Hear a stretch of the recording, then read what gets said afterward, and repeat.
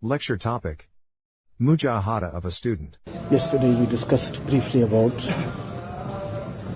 the aspect of Mujāhadah.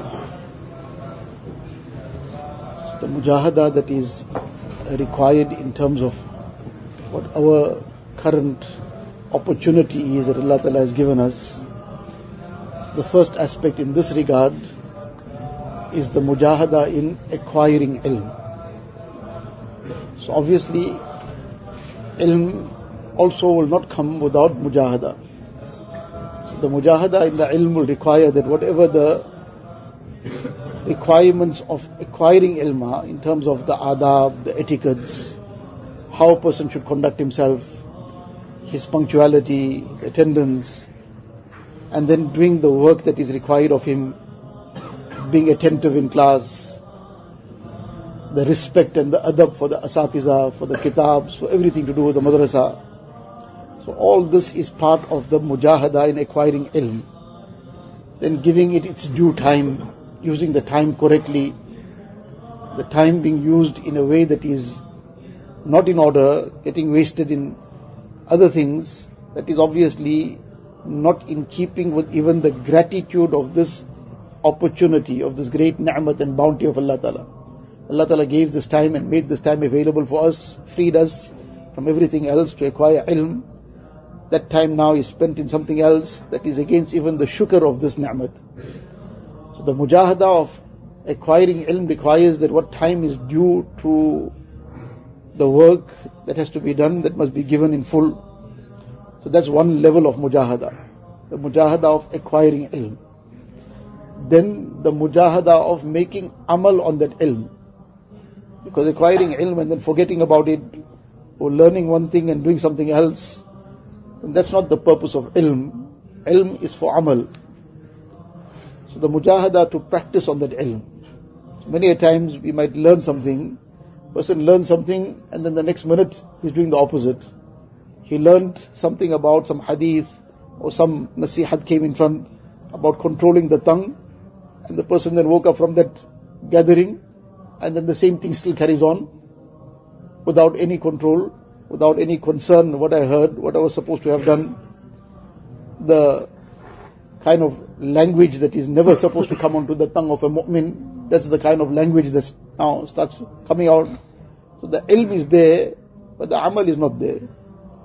And when that Mujāhadah will not be made to bring that amal in place, one is the ilm itself will get lost, meaning it won't remain. But then there'll be greater accountability on the day of Qiyāmah, that you had the opportunity to learn this and you still didn't practice, you did the opposite. So there'll be double problem for such a person. So the Mujāhadah to acquire the ilm, then the Mujāhadah to make amal on that ilm. The aspect of amal, one is there are things which are straightforward and understood, what we have to do.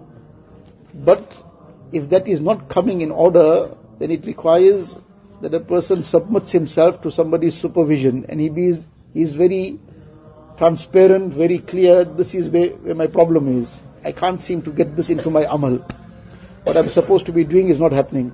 My salah is not in order, or some other aspects are not yet getting fulfilled, or these things which I'm not supposed to do at all, but I'm still doing it. My tongue is still not in control. My eyes are still not in control. My heart is still not in control. Or whatever other issues might be in a person's life, then he needs somebody's guidance and direction of how to get past it. That's part of the Mujāhadah. So that Mujāhadah in amal. And then the Mujāhadah in passing on the ilm to others. So in this phase of time, the first two Mujāhadahs are ongoing, non-stop.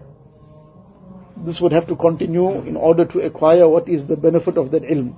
The ilm itself must come, and together with that, the ilm, amal must come. Amal in terms of all the external aspects, amal in terms of the heart as well. So this is the Mujāhadah that one has to make in this time. This Mujāhadah will require that he keeps himself in the right company. Now that nafs is very tempted to be sitting around anywhere and everywhere, to float around here, there and everywhere.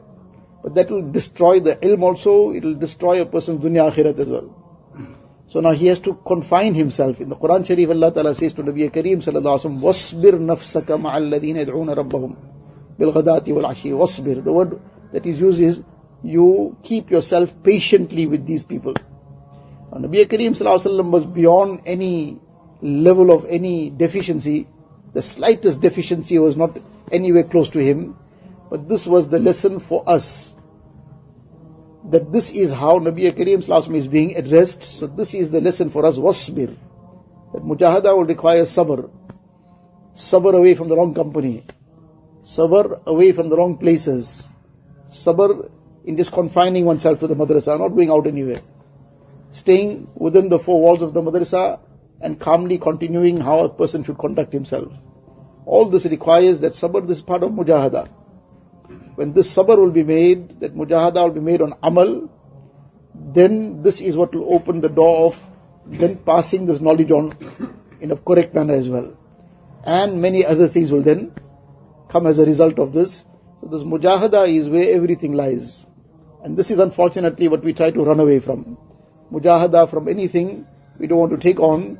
But then the example that was given yesterday, that tamarind that falls from the tree and says, no, I'm not prepared for this Mujāhadah, I'm not going to go through all these processes, then the only thing it's used for is to clean out somebody's intestines.